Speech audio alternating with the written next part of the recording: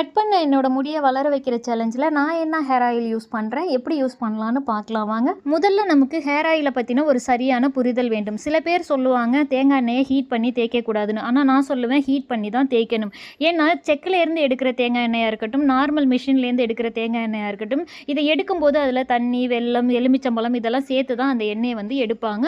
அதாவது இது சுத்திகரிக்கப்படாத ஒரு தேங்காய் எண்ணெய். ரீஃபைண்ட் செய்யப்பட்ட எண்ணெய்களில் எந்த ஒரு சத்துமே இருக்காது. அதிலிருந்து எல்லாமே எடுத்துருவாங்க. அது ஒரு சாதாரண திரவம் தான். சுத்திகரிக்கப்படாத தேங்காய் எண்ணெயில் எல்லா சத்துமே இருக்கும். ஆனால் அதில் ஈரப்பதமும் இருக்கும். இந்த ஈரப்பதம் இருக்கிறதுனால ஒரு மாதத்திலே அந்த எண்ணெய் கெட்டு போகிறதுக்கான வாய்ப்புகள் அதிகமாக இருக்குது. அதில் நம்ம ஒரு பொருளை போட்டு ஊற வைக்கும்போது அதில் ஃபங்கல் பாக்டீரியா கண்டிப்பாக உருவாயிடும். அதுக்காக தான் சரியான டெம்பரேச்சரில் மூலிகைகளை சேர்த்து இந்த எண்ணெயை நம்ம காய்ச்சி தேய்க்கணும். இப்போ இந்த மூலிகைகளை முழுசாக அதில் போட்டால் அதோட சத்துக்கள் வந்து அதில் கிடைக்குமா அப்படின்னா கிடைக்காது. சரி, எந்த மாதிரி ஹேர் ஆயிலை வந்து சரியாக ரெடி பண்ணணும்னு நம்ம சேனலில் நிறையா வீடியோஸ் நான் போட்டிருக்கேன்.